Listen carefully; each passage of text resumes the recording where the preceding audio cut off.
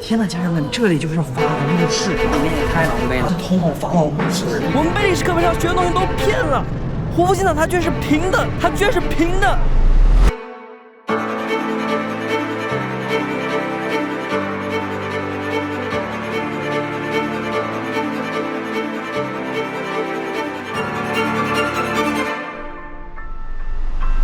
8年前，我正在上初3，因为每节课专注度都特别高，所以成绩一直都名列前茅。直到有一节历史课，我们这节课来讲埃及，这是我整个初中生涯最认真的一节课。放屁！都8年过去了，你还能记得个啥呀？直到前些时间回老家过年，我无意间从一堆衣服中找到了它。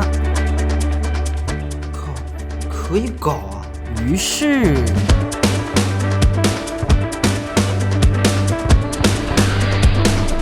熟悉我的家人们都知道，我读完初中就没有正常念书了，但我的历史老师还留在那小县城里。那么今天我将会和影视最新款拥有8K 超高画质全景相机 Insta360X4，大家一起揭秘那些历史课本里没有提到的埃及文化，并在视频结尾为我8年没有见的历史老师拨打一通来自埃及金字塔的视频电话。我会尝试在这通电话里给他一些小惊喜，但问题来了，什么对他来说会是惊喜呢 ？What would people know until they come to Egypt? If you wanna coming to right Egypt, you will know. 在和这位埃及大叔对话后，我迅速的在 Google Map 上面找到了离我们最近的 ATV 基地。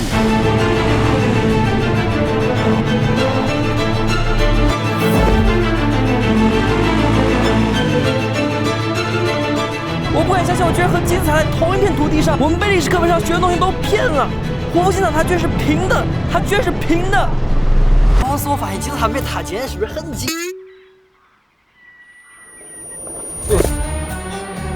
各位，哇，金字塔顶居然在这里！啊，天哪！看来这个并不能给汪老师带来震撼，所以给历史老师惊喜。方案1失败，但我肯定不会就这么放弃。我看了看手上全景相机，又看了看面前的金字塔，看了看全景相机，又看了看金字塔。没错，我产生了个新想法。汪老师一定没有看到过全景的。其实世界7大奇迹目前为止唯一存在的胡夫金字塔内部细节到底长什么样？我猜他一定觉得我这会是个惊喜。所以给历史老师惊喜。方案2启动。这里面好多人呢，居然在排队。那个下面也是通往一个墓室的。面前这个是未对大众公开的通往地底墓室的地方。除此之外，还有皇后墓室也未被公开，里面会有什么？人类惧怕时间，时间惧怕金字塔。我算是知道为什么，因为这里面又闷又臭，是吧？你撞到头了？撞到头了。我靠，这好闷啊！我没有想到我们就现在在金字塔内部能看到石头和石头之间缝合的非常紧密，就像一些考古学家所说，连一张纸片都塞不进去。现在能展现各个地方的细节，但同时能展现我的狼狈的，恐怕只有Insta360的全景相机了。我靠！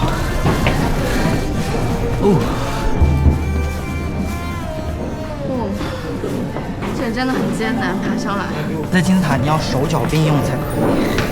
胡夫金字塔由230多万块石头堆砌而成，每块都有几吨重。在古埃及是没有任何机械存在的，以至于到目前过了4500多年，金字塔的建造一直都是一个谜。但一个法国学者曾经说，他是在室内搭了一条旋转楼梯，将这个石头一块一块的运上去。但这个说法后来也被证实有很多的漏洞。我们现在马上要到由花岗岩打造的胡夫墓室。天呐，家人们，这里就是法老墓室。我小时候就看过很多关于图坦卡蒙黄金面具的故事，然后还有一本书叫做《世界未解之谜大破译》，里面有说曾经有人试图从法老的墓室里拿走一个石头都不行。至于不行的原因，在视频里就不方便说了，因为说的话可能会播不出来。可能就是因为太危险了，现在为了保护它不被盗墓者偷盗，所以它现在被转移到其他的地方。但仍然很震撼，想想几千年前大家在这里厚葬法老的时候，现在居然跟他在同一个空间里。我把刚这些全景视频都发给了我的历史老师，他绝对没有见过。当然，也就是在这时，我在金字塔下拨通了我和汪老师的视频通话。哎，汪老师，现在看到你当时带我认识了一个埃及金字塔。你那个形象蛮苦的嘞。当时我记得我是班上成绩最撇的人，然后初中毕业之后我就没有继续上学了，我现在就开始走上个人想象的道路，然后现在就是开始环球旅行，然后跟到当时我们到学校历史课本上面学的东西，到环游世界，环游世界旅行。那当时教我的，我其实记得不是很清楚，但是讲真的，我感觉当我到了一哈儿了之后，我发现其实成长根本不用记，人还有更多的感受。非常不错哎。都实施一个去了，但是我觉得你去了之后，那个能力是另外一个方面，我觉得非常不错。你那条道路我觉得是好啊，能够环球旅行，旅游过去，能够到过去跑，我觉得本来就是一个生活经历，相当不错的。再次见到你，我觉得特别的开心，这是一种跨越很久时间的那种见面。我看到你了，我也很开心，你们能够找到自己的那么好的去了，我觉得相当了不起，是不是的？是的，谢谢王老师。努力搞，努力搞。在电话中，汪老师跟我说到，全景的视频让他觉得特别有趣，因为他也很喜欢埃及，所以也看了很多书和网上关于埃及的视频。虽然老师是这么说，但这是否意味着我不是第一个让他看到金字塔内部的人呢？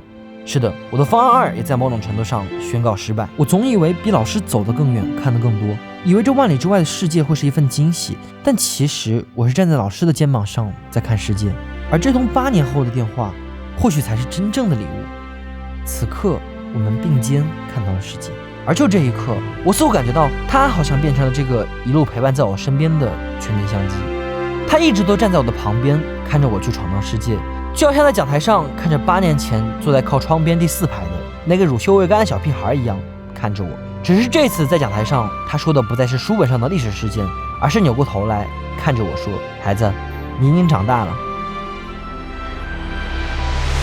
不过就在我和汪老师结束通话，滑动屏幕和看素材的时候，背后居然有一个人在鬼鬼祟祟的，我以为他在偷我的东西。Hi, is this what you gave me? Yes. Wow. I just was watching you like talking to the camera all the Oh, time. really? I didn't want to interrupt you. I saw your backpack is maybe so heavy, so I decided to help. Wow. Wow. So really, thank you. I really need this water. No need. Thank you.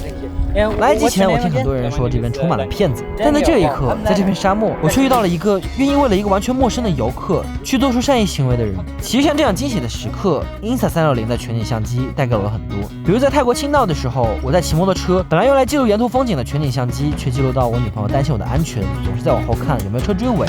比如这个中指，比如在三亚和新朋友们玩耍时，这个相机的奇特视角也会成为我们的共同话题，会用几十分钟给他们介绍关于它的所有有趣功能。而当我介绍完，这些新朋友也会记住我，每当他们看到这个相机时，也一定可以想到我。所以看到这里，本期视频也差不多快结束了。也许你已经明白了，这趟旅程根本不是关于埃及，或者说埃及和全景相机只是链接我和历史老师的媒介。也许你因为工作的原因暂时旅行不了，但我想你会需要这么一台全景相机来链接着你的生活和远方挂念着你的亲人、朋友或者老师。